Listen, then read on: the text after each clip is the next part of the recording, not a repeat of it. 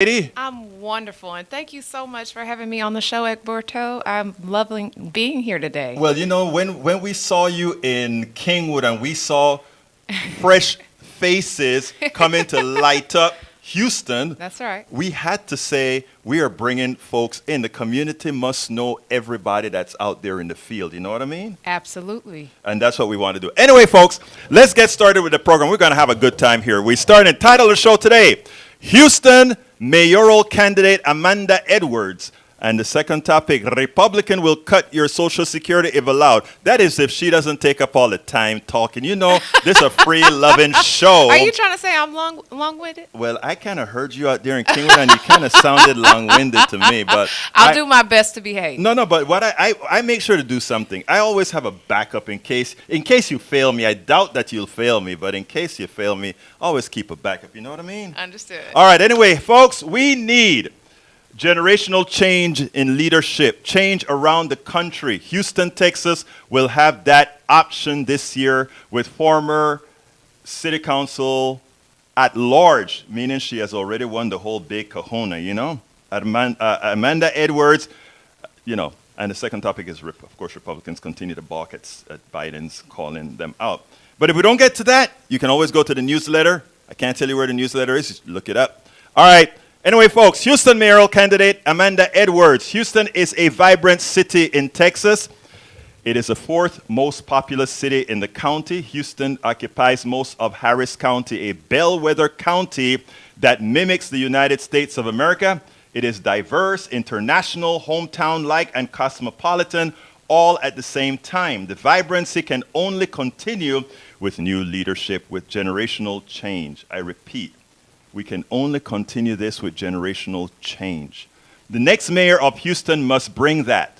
For all who want to see progress, you will have choices this election. You can make a difference. Don't you damn well forget it. There will be a choice for the good old boy cigar smoking network, or for generational change, for a better direction for the city. This is not just a Houston issue, but a national one. And in that light, Politics Done Right is chatting with former at-large City Councilwoman Amanda Edwards. Amanda graduated from Eisenhower High School in Aldine ISD. She earned a BA in Political Science from Emory University in 2004. Amanda went on to earn her JD from Harvard Law School. Amanda returned to Houston with a broadened perspective and interest in impacting her community. Amanda practiced law for years as a municipal finance lawyer, where she solved complex issues relating to tax-exempt bond financing, public-private partnerships, and nonprofit organizations. All that sounds important, and it is, if you want to be mayor of a city, right? That's right. She has practiced law at both Vincent and Elkins LLP and Bracewell LLP. Ms. Edwards will discuss what she intends to bring to Houston, Texas. How does she envision the future of cities that serves all? How do you bring equity and fairness to government generally owned by the wealthy and the powerful? How does she bring agency to all in a system too often best done with the affluent? So tell us a little bit about yourself first. Absolutely. Well, first of all, thank you for having me on. Absolutely. And I am a native Houstonian, born and raised. As you mentioned, I am a proud graduate of Eisenhower High School in Aldine, in the Aldine right School around District. the corner from where I'm at. Yeah. That's right. So I was a mighty eagle. Yes. And when I was actually growing up, I got started kind of looking at really how you can create impact at a very early age. But one of the things that's been really transformative for me is when I was about 10 years old, my dad got diagnosed with cancer. And so when I was growing up, I watched and witnessed my dad going through treatments. And I remember learning about our U.S. healthcare system by way of asking questions to my dad. And I would ask questions like, what happens if this insurance stuff doesn't cover his illness? He had a form of cancer called multiple myeloma, and he would say things like, well, we have to figure something else out. And I remember even as a young teen, hearing him say that was just unsettling to me. You know, I knew something was wrong, and what I appreciated at a very early age was that policy and public service, it has to be about more than just the politics, right? It can't be just about the swivel chairs and the name placards. It's got to be about the people. And in our case, you know, what happens to the people who don't get coverage? And I thought about those types of questions, and although my dad did pass away from cancer, born from that experience was a motivation to put people over politics. I tell you something before, not to interrupt you, but when I went over and started doing a little bit of research on you, right? Yeah. That is one of the reasons I said I wanted to interview you first, Yeah. believe it or not. When I heard about, first of all, healthcare is one of the major issues in this country. Yeah. And to have somebody sufficiently empathetic to understand what others are going through, that was very important to me. It's one of my pet peeves, the healthcare system. The other thing that got to me is at 18 years old, you went to college for a BA in politics. Politics is everything that I believe in. I think I have this phrase that I say, citizenship is a requirement, politics should be a requirement for citizenship. And that you went and got a BA in political science at that early an age says much. Yeah, and so after I graduated, I went to Emory in Atlanta, and I got a chance to work in community-based organizations while I was a student. And so got my hands on a lot of that understanding that you don't impose on communities when you're talking about change. You've got to work alongside them. And so that was a really great experience for me. And then had the opportunity to work in Washington. In my youth, I worked for Congresswoman Jackson Lee, and so was running around the hill all over the town and learning a lot. And finally went to Harvard for law school. And it was there where I had the opportunity to work for then Professor Elizabeth Warren. Yes. At that time, That's she one of was my Professor heroes. Warren. Yeah. So had some really great experiences there, but ultimately came back down to the South when Katrina happened. I watched it on TV like most people did, but I decided that I would move down to New Orleans, and so That was surprising. Yeah. When I read that in your bio, I'm like, okay, this woman is here in Houston. What How happened? did you? What Yeah, happened? Yeah, listen, I saw it on TV just like everybody else did, Yeah. but something compelled me to, when I graduated from law school, to go down and help. And so I had a job. So for those that are worried, I was clerking in federal court during the week, but on the weekends I was teaching 7th graders how to use writing as a tool of empowering themselves after something so tragic. Right. And so it was really rewarding, but ultimately, after my clerkship ended, I went back home to Houston because, you know, just like I know, you don't have to have a physical storm for there to be need in a community, right? Right. And so there's so much need all around you. So I came back home to Houston, but I was resolved that I would get just as involved here in Houston as I had been in New Orleans. And in doing so, I got synced up with groups like Project Row Houses. I was the board chair there for a number of years. And also in my practice, my legal practice, got a chance to do a lot of work around building communities like schools and hospitals and just helping to facilitate all that you see in a community just from the built environment. So You mean you're a real community organizer? Is that what you're trying to tell me? I didn't say I'm a community organizer, Well, but I'm going to say I'm a community describing that. servant leader. How's that sound? Servant leader. I like, that's a political answer. But that's a political I answer, didn't but say it's good. politician, Yeah, though. I okay. didn't say that. So, yeah, and got my hands, you know, again, that's how long-term sustained change comes from working alongside the residents and amplifying the concerns that they are experiencing, but also having them owning those solutions. And so you've got to forge a partnership, and that's what we did. And then, of course, in 2015, I threw my hat in the ring to run for city council at large. How comes you chose I mean, that's a big leap. That's to what I go was for an told. at-large position, Yeah. especially in a city like Houston, right? Yeah. Because we have a great good old boy network, and you have to be almost tasked to get certain things done. You know, it's a funny thing you say that because I remember in that race, although I thought, surely I'll win, I'm qualified, all of those things.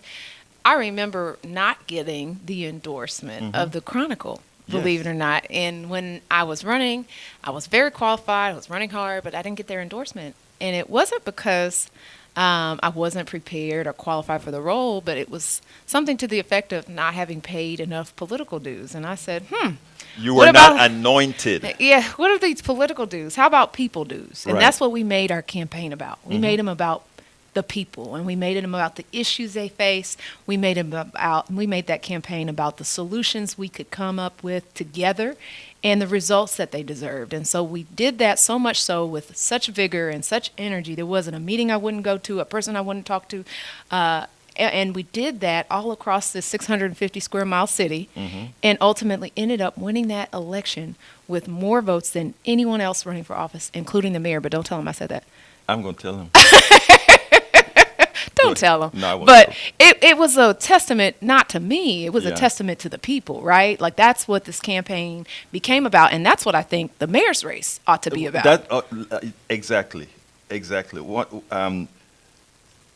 whenever you have politicians, you always wonder if when they do things, why they do things. And like I said, in reading over your bio, and believe me, before I do these programs, I like to read over the folks so that you don't come and snow me, right? So that you don't come and tell me something and think I'm going to just eat it up and like, oh, she has a smile on and is going to say it. But I was really taken by your bio. Thank you. And the reason why, again, it's because I believe in people, and I believe that the person closest to the people is a person who should have consent to be governed. And I don't think we have that in Houston right now.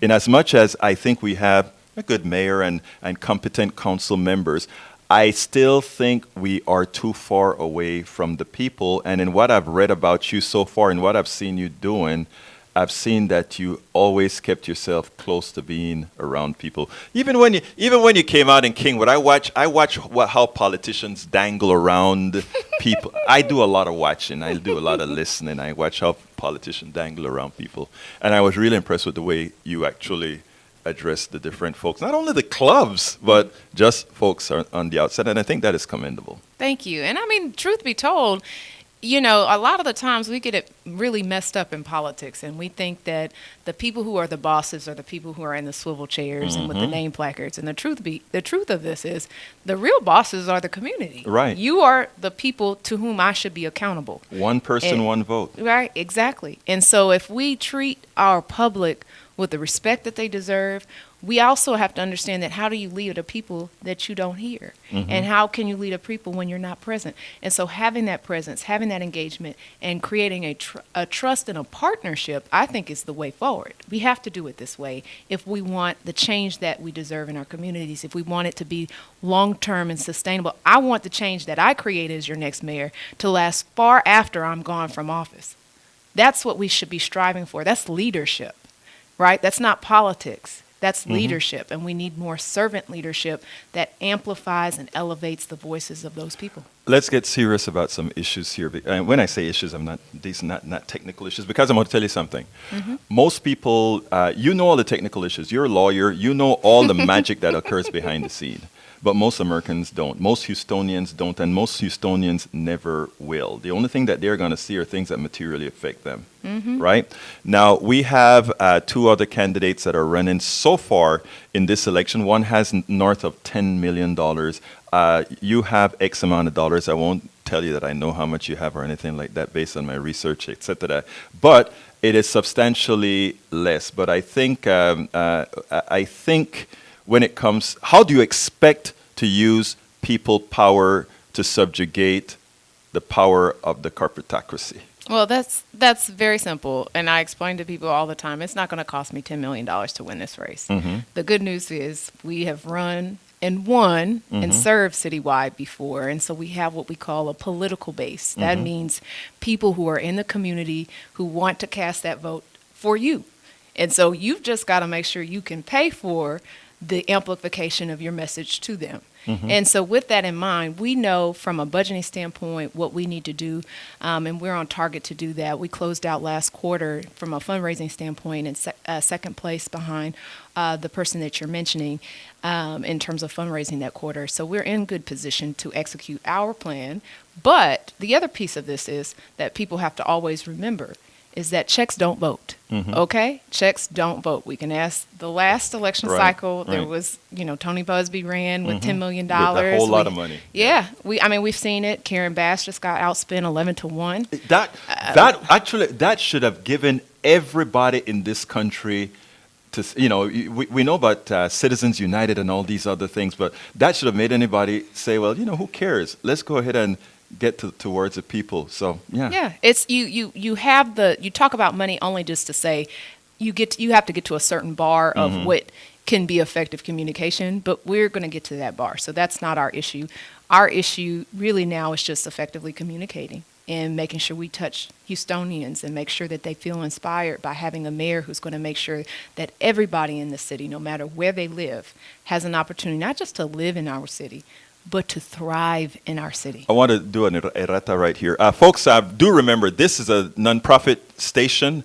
And yes, we have Amanda Edwards, who's running for mayor. Every single mayoral candidate who would like to be here and defend their case, they have the option just as Amanda has as well. So please do remember that this is an open door policy. Likewise, I want to remind everybody that we are in fund drive mode, and we can bring great folks like Amanda here because you support us. I want to give a big thank you to I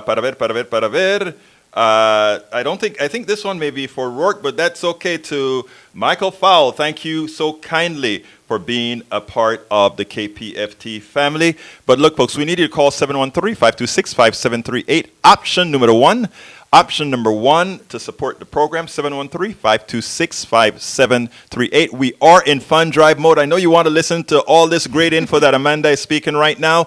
So while I talk for a couple minutes, go ahead and make that call, 713-526-5738. Hit option number one.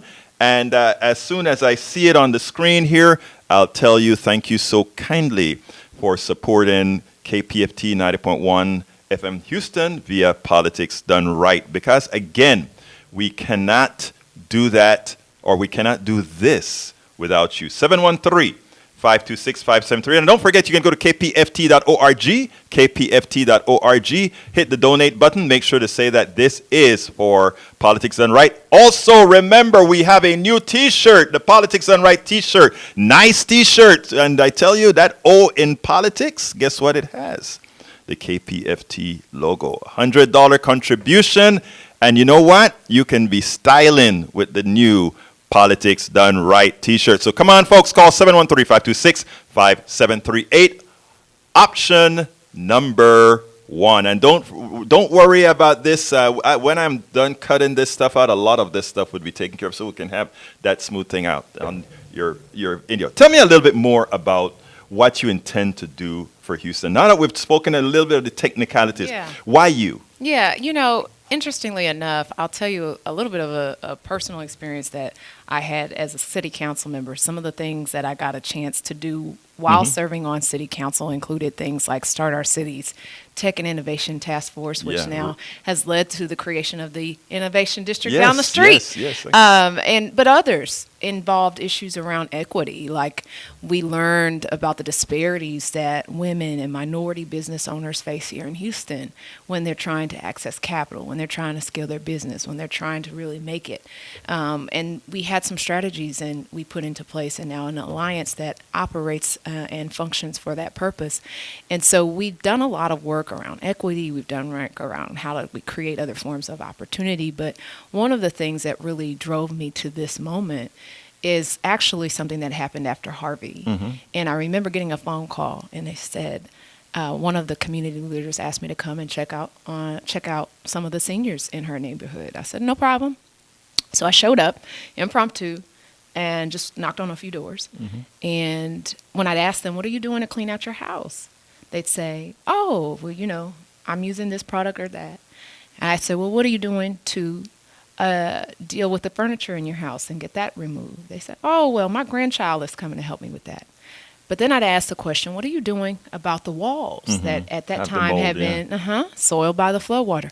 And in house after house that I would visit, they'd all say the same thing, which is that those walls are already dry. And these are seniors. These are low-income seniors. So, of course, that broke my heart because I didn't know how many seniors were having that. Living. Going to live this experience. And so I decided that I wasn't elected to have a broken heart. I was elected to do something. Thank you. So I mobilized hundreds of volunteers. We started going door to door canvassing. And here's the moment that I want to focus on. When I would step foot on the doorsteps, and I'd always wear my city council shirt, so they knew I was not there for harm. But when I stepped foot on those doorsteps, one of the first things they would ask me is, "What are you doing here?"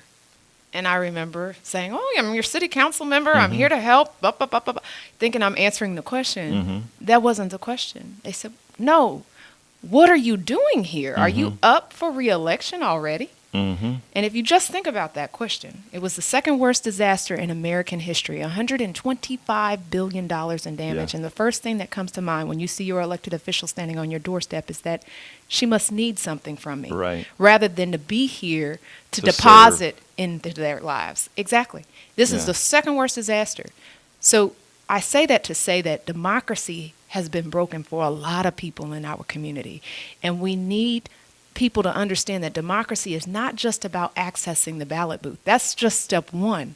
Step 2, 3, 4, and 5 have to be about making sure that those people get the results that they're looking for and that they deserve.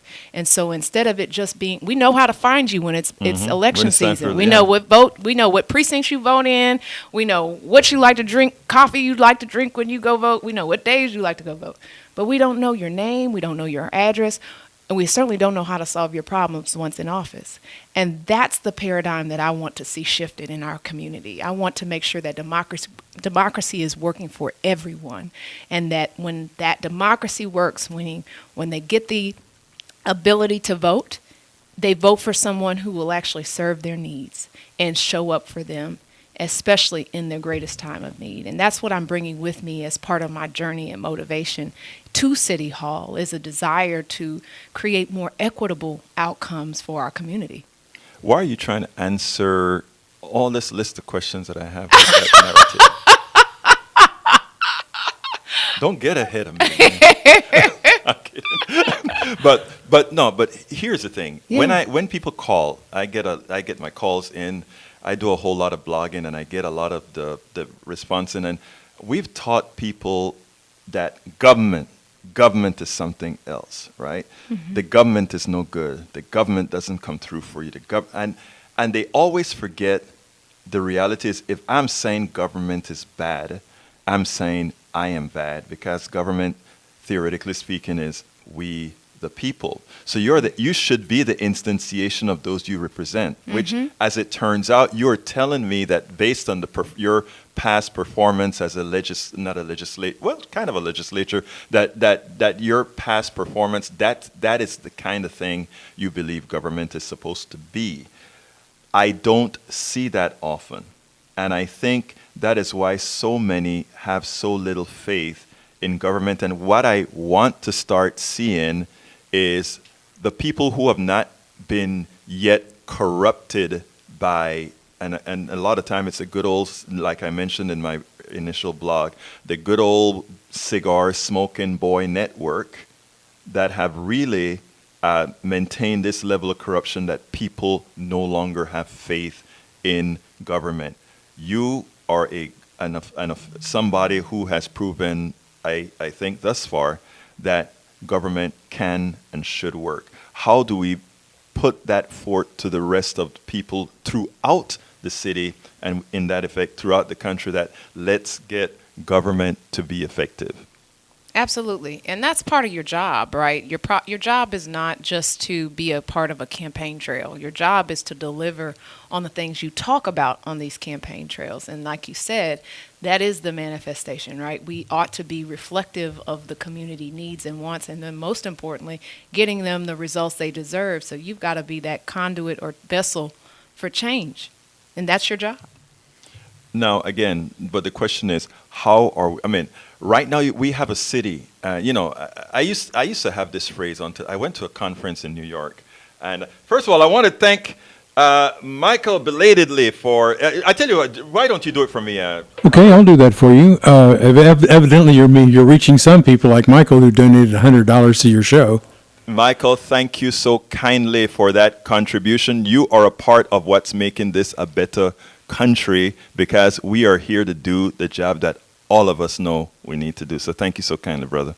I am fascinated by your guest here. I'm just sitting here listening and went, "Oh, we got to thank Michael." Yeah, but I tell you what, when you know how I do my stuff. When I started reading up on her, I'm like, oh really now? Because again, I don't want. A lot of times you don't want politicians telling you what they do. You kind of want to see what go ahead and again, like I said, I think it is when I talk about generational change. When I talk about not only generational change, but in a lot of ways, gender change. And folks, guys, don't hit me up on what I'm going to say here, okay?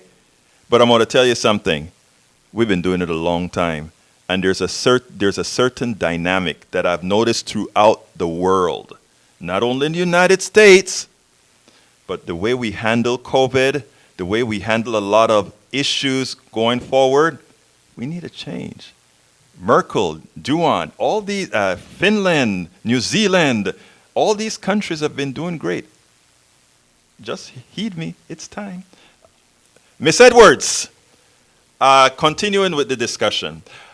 So as I mentioned before, it is very hard in these times to really get people to have faith again. We're going to need people that speak in your words, speaking that kind of message to get faith back into people. By God, I'm trying like hell to tell folks government is you. You haven't been a government official and showing what you could do in community. I think it's a good start. What else can you do? Absolutely. Well, one thing that I think is important when I say creating a Houston for everybody to be able to thrive in, it's important to make sure that you meet people's basic needs, right? So we've got issues around crime that people are concerned about, right? And so when I talk about that issue, I often talk about something called community policing. And you say, well, what's that? Well, that came from when Mayor Brown was Chief Brown. In Atlanta. And exactly. And it's a model whereby you serve and protect everyone, but on a neighborhood basis. And so that means you have police presence, law enforcement presence in communities. It serves a preventative focus. It helps to prevent crime, but it also helps to create and conjure up more trust. And you say, well, why do you care about trust? Well, that's part of how you solve crime is collaborating with the community. If I don't trust you and every time you come in my neighborhood, you're antagonistic or I look like a culprit to you, that's not going to be the workings of a good, trusting relationship, right? And so we've got to have all of our neighborhoods, no matter what part of town you live in, feel protected and served. There's got to be an emphasis on prevention. I think prevention comes along with presence, and so having that community policing model really helps with that. I will also say you've got to look at the conditions that you've created in the first place as to why crime is where it is. Some of that, right now it's a situation where for some it makes more sense to steal that catalytic converter because there's not a sustainable wage-paying job for them. So some of the policies that are economic also tie into what it is that we're experiencing from a public safety standpoint. So it's all interwoven. And so addressing the issue of public safety from the crime angle, but also addressing the issue of public safety from flood mitigation. I just told you about the second worst disaster in American history. Yeah. So we've got problems here with regard to climate change in our city, right? We know that. And our topography is challenging because it really, it's flat, it's flat, completely flat, nowhere to drain your stuff. So we have to be the city that doesn't just have epic problems, but we can be the city that has transformative solutions. Absolutely. Let's stop you there for a second Sure. and bring Derek into the discussion. Derek, I didn't know I was going to take calls because I knew we were going to have a lot of time, but it looks like Derek is in. So come on in, Derek. Derek, you're on. Hey, how's it going? All right, talk to me, my brother. I was just wanting to get her viewpoint on you spoke to it a little bit on the flood mitigation and how the Commissioner's Court is actually switching a lot of the funds away from the Lake Houston, Kingwood area and out to, other areas because 80% of the funds since 2000 have gone to those other areas. So I think it's kind of, most of the structures were flooded around Lake Houston and Kingwood, not around the cities. So that's one thing. And then, I know that she probably wouldn't have any control over the commissioner's court, but they vote all together, and there's one person that controls that really, and they just vote along with him. Rodney Ellis kind of leads that whole group. So, and then secondly, you spoke a little bit on the crime issue, and there's been some recent things this past week. I think yesterday, Hidalgo kind of said something about, we've had some deaths, but it's because of the numbers that are there, and we can't get all the criminals, et cetera, et cetera. But I think that portion, letting the bad ones out, based upon the balance in the court with all the bonding and that kind of thing. I mean, how does a mayor touch those areas and kind of put their stamp on things? And if you can speak to that a little bit. Thank you for the call, Eric. Yeah, I thank you for the questions. I'll start with the crime question first and then go to the flood mitigation second. The issue around crime, certainly there's several governmental entities that are involved in that. What I think is something that a mayor could do to help with the differences between jurisdictions and just the connectivity on these issues is to be a part of a collaborative approach to creating an answer or solutions around crime. Right now, everybody kind of works in their own silos, and at the end of the day, when you're a resident, you don't care about what jurisdiction has what, who has jurisdiction over what. You just want the outcomes to be what is most desirable. And exactly, you just want a safe neighborhood. So one thing that is in the direct purview of the mayor, of course, I mentioned was what's happening with HPD, Houston Police. But it's not limited to, that's not the only issue going on. But, right now in our city, we have fewer police officers today than what we had 20 years ago. Fewer today than 20 years ago. And that's a financial issue. So part of my job, too, at the city is making sure that the things we talk about, like crime, on these campaign trails can come to fruition. In large part, that is because you've got to have someone in office who can deal with the financial issues that we've experienced. And so a lot of what we're encountering with the shortage of police, et cetera, is stemming from the city's financial challenges. So that's one part. The second part I would say on that is, convening and helping to convene a collaborative approach around solve a crime solution in our community, because it's a broad issue and it affects different levels of government. I would say to your question on flood mitigation, there's a drainage arm of that, and then there's the flood mitigation channel part of that. In the jurisdiction, as you know, there was most of that in terms of the large dredging projects and bayous go to the county side of things. And then, of course, on the city side, if the drainage doesn't allow the flow to get to the bayou because you got clogged up drains, we haven't been, maintaining those things, then you've got a flooding problem for residents. So we've got to do a much better job on coordination, generally speaking, just anywhere. I know you talked about the Kingwood area. As soon as Harvey happened, I was out in Kingwood and certainly witnessed a lot of what was experienced there as well. So I certainly empathize with what you're saying, and we've got to have a comprehensive approach for all 650 square miles of our city. And so that means that I think what he was trying to say, however, is that he feels that the way the commissioner's court, and I don't know if you have, you're the expert. I don't know what the delineations of work is. That the way the commissioner's court is set up right now, that quite a bit of money was moved away from what would have actually gone to Kingwood, and some of it has gone to other parts of the city. Yeah, they had, the county has jurisdiction over flood mitigation, like the flood mitigation channel, so the large-scale efforts from the county. Now, certainly the city, you're in the city of Houston, we don't get those dollars directly. The bonds were passed by the county as well, but there are matching funds and things that we can do collaboratively to get more funding access to our region. The city of Houston, when you look at it just from a jurisdiction side, recently received $0 Zero. Let me repeat that. $125 billion worth of damage, second worst disaster in American history. Yet the state allocated $0 to the city of Houston Wait, for the state flood. of Texas. The state of Texas, Which they controlled that flood mitigation. GLO, Right. General Land Office, in the state of Texas allocated $0 to the city of Houston. Why? Politics. So it's politics. So you had that happen. The county did get some money. The city got zero. And so when you have something like that taking place, and I don't know a single Republican or a single Democrat that likes to flood. I just don't know them. Introduce me to them because I've never met them. Nobody wants to flood, right? This is universal.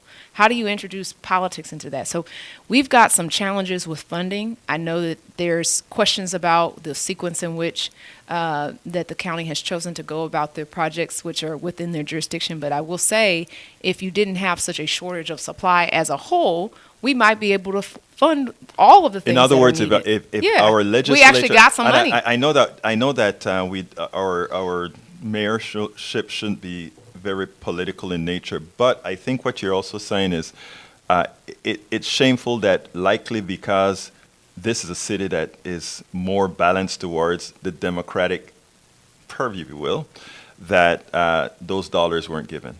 Yeah, I mean, there were, the GLO office in the city of Houston, the leadership in both have not been seeing eye to eye on a number of things, and that's what happened next. And the department, the HUD, said that was not appropriate in terms of a $0 allocation. The formulas clearly were skewed, but that's what happened. And so we have a city that has experienced such extreme harm and damage, not getting dollars for flood mitigation. So when you're asking me a question about things that we can do as a city, and I'm looking at and thinking about that $0 allocation From the state of Texas, not given to the county where major gave flooding some occurred. to the county. I mean, not to the city. The city. Right. Yes. So the allocation that should have come down to the city, we should have seen $1 billion plus, and we got zero. Right. So that is now, a subject of litigation and the like, but that's absolutely absurd.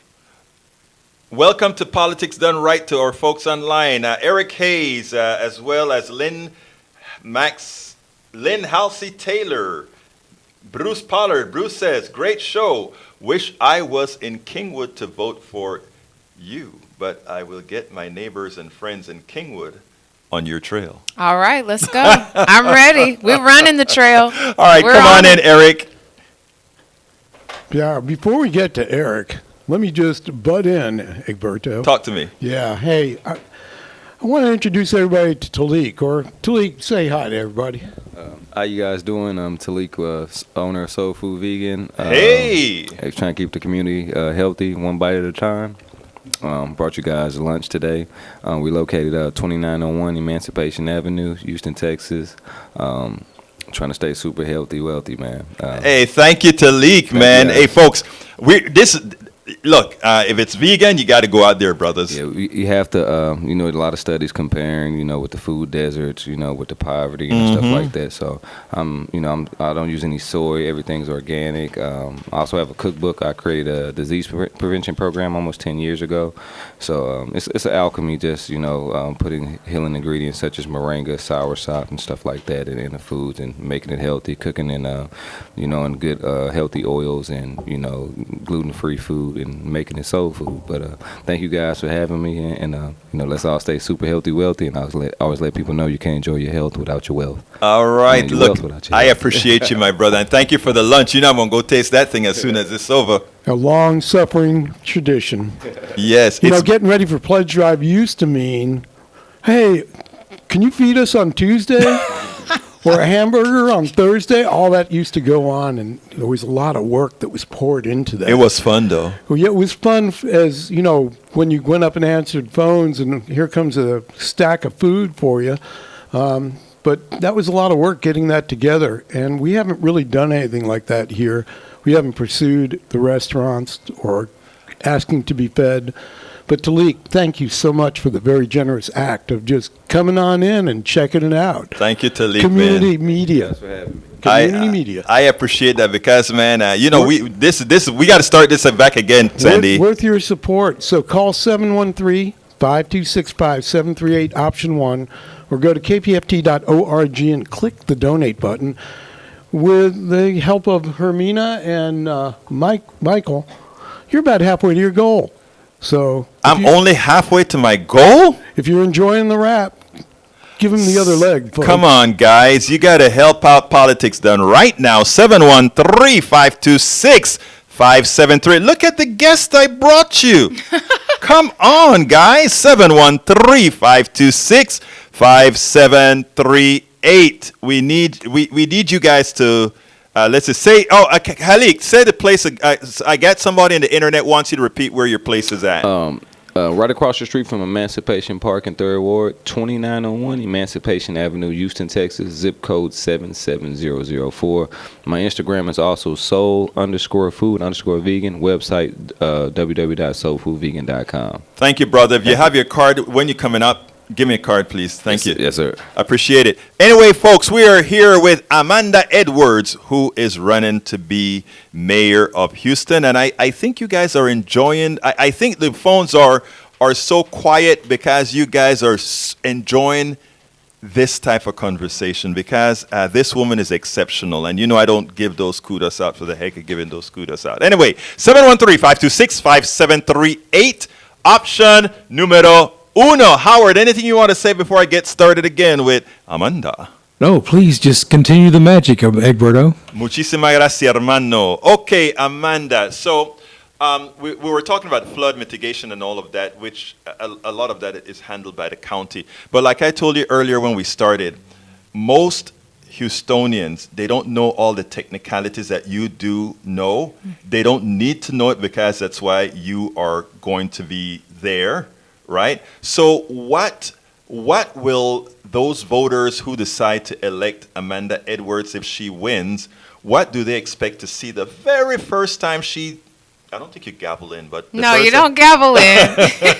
I don't think you gavel in, but what is it that they can expect from Amanda as soon as she starts? One of the things that I call it, sometimes you just got to focus on some of the meat and potatoes people are facing. So I mentioned to you already the issue of crime. Mm-hmm.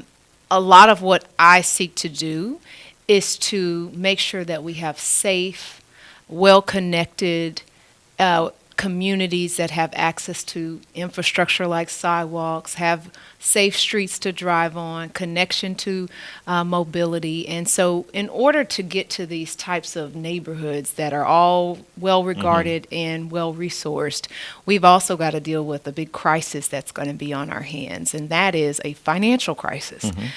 When I get into office, there's going to be a few $100 million worth of a crisis. And so not having that be a time of panic, but instead letting that become an opportunity to fix the excuses, right? Because a lot of what people say, oh, we can't fix this because we don't have the money. We can't go there because we don't have the money. Remove that excuse and fix it so that people can then begin to realize the outcomes they want to see. So we can then hire more police to do the community policing that I described. With that model, that's where someone really knows the difference, for example, between Miss Johnson's grandson and somebody who's come to do Miss Johnson harm, because they've been present and they know who's who, and they know what's not, and are able to have discernment there and can prevent crime in that way. So I think the safety piece is going to be critical and first and foremost, in addition to dealing with the finances. But I also will get into making sure we're creating opportunities to connect people across our city from a mobility standpoint, because that's a huge challenge for us. Let's bring in Bob Chakwe. Bob, come on in. Bob, come on in. Oops, it's gonna turn red right now. You're in, Baba. Senor Baba, you are in. Yeah. How are you? Can you hear me? Yes, I can. Roberto? Yes, I can, sir. Well, good morning. Alafia to you, Inga Bantu. To you, my African warrior. How are you? Wonderful. Thank you. Yes. And Miss Edwards as well. Council either Councilwoman Edwards or former Councilwoman. Former Edwards. I'm not at-large sure. Councilwoman Amanda Edwards. Thank you for giving me the accurate titles. That's very, very important. Miss Edwards, I want to register a complaint and also ask a question, and I won't be very long. Number one, I called in to try to get some assistance from one of your former council members. And I'm sure you know that that you have a relationship built up, and that would be Carolyn Shabazz Evans. I was being harassed by the pigs. They were camping out. They were intimidating me. They were coming to my house and threatening me. And I called to leave a message for her to call me, and I had to go through a person, a staff member, somebody that's on welfare.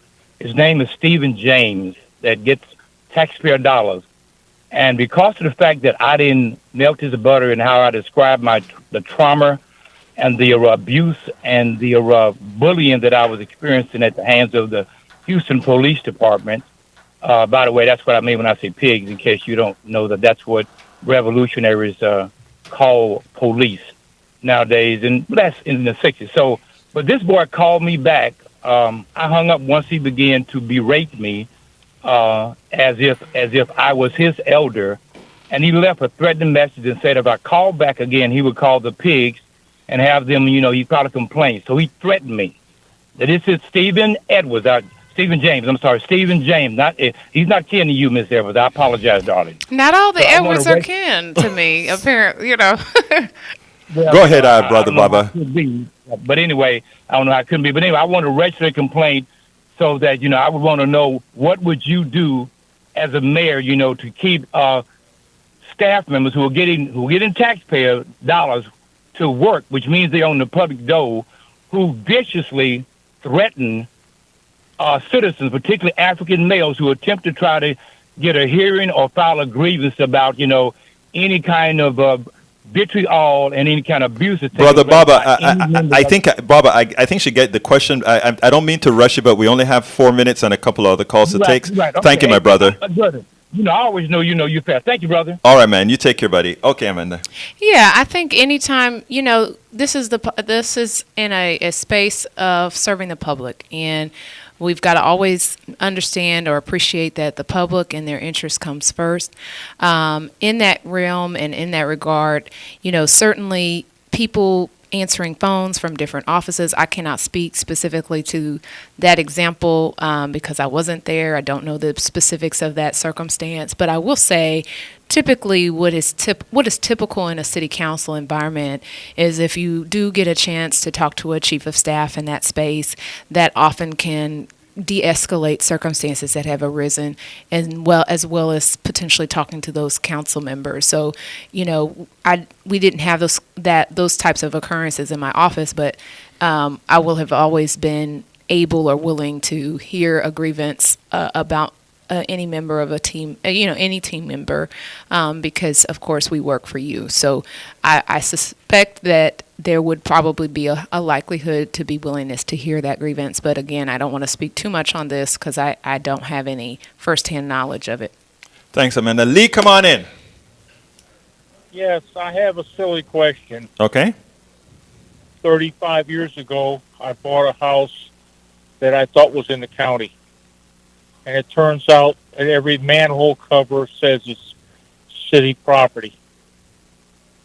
So my question is, how do I get a voice in the city if I have something that's listed in the city and I can get no city police out here, and I have trouble getting constables out, and I have more trouble getting county police out?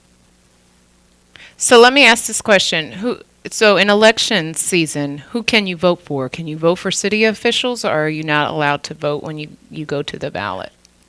I am not allowed to vote for any city officials, and that has me POF. So, but you're saying you believe that you are still, are you in there is something called the ETJ of the city.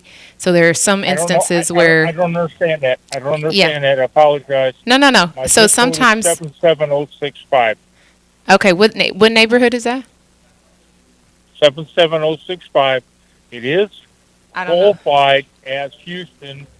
Across Huffmeister is Cypress. Oh, that doesn't sound like Houston. Who's telling you that that's Houston?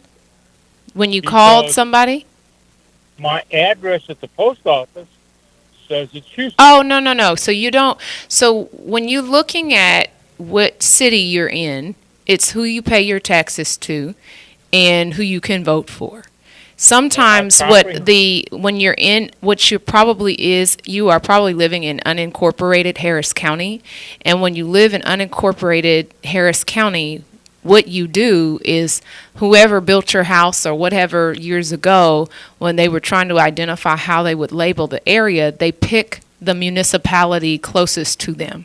And so a lot of the time, people will pick Houston or Spring or you name it, and they get to select if it's unincorporated Harris County. So just because your address says Houston, it does not actually mean that you actually live in Houston. So I know that's not intuitive, but that is the municipality that was selected as the label, because they're not going to put on your address unincorporated Harris County. And that's probably what's going on. And that's probably why you have that address listed, but that's not who you vote for or where you pay your taxes. Okay, Leah, I tell you what, you can always send some stuff to info@politicsandright.com. I'll get it over to Amanda, but we are very short on time right now, and thank you so kindly for calling. Okay, my brother? Thank you for that. You're welcome. Thank you, sir. All right, folks, 713-526-5738, 713-526-5738. Hit option number 1 to contribute to Politics Done Right. Before I ask Amanda to close out, please remember this. You heard what the manager said now. He said these talk shows are going to go if only the music shows are bringing in the contributions to keep the stuff alive. So, No! 7-1, that's what he said. You know. I know. 713-526-5738. Amanda is going to have some closing words here, but if you're waiting, just go ahead and remember 713-526-5738, option 1 to provide us support. I still need to raise a few $100. Come on, give us a call, 713-526-5738. Amanda Edwards, former at-large city council, it's been my pleasure to have you here on KPFT 90.1 FM on Politics and Right, of course. And I think you've enlightened quite a few people with what you would do if you became mayor. I also think you are showing them what a politician's devoted to community should look like. So please give me your closing statements. Absolutely. Well, first, thank you for having me on and extending your platform to educate voters about this upcoming election, which a lot of people don't know about. Mm-hmm. It's going to be the first time in 8 years where we'll have an open seat for mayor, and you're going to see a lot of movement in this race. And so it's really important that we take this decision very seriously. I happen to believe that this city is at a crossroads, and we've got a decision to make, and that is we can choose to go backward, but I think your listeners and I think Houstonians in general will not make that choice and instead choose to move forward in a way that is bold and innovative, but most importantly, is equitable and creates opportunity for everybody in our community to have an opportunity to thrive. And so I'm running to be the next mayor of Houston to ensure just that. And I'm looking forward to the opportunity to earn the support of your listeners. Amanda Edwards, mayoral candidate for Houston, Texas. Folks, my name is Egberto Willis. This is Politics Done Right, and you guys know how I end this, baby. I am what? Out.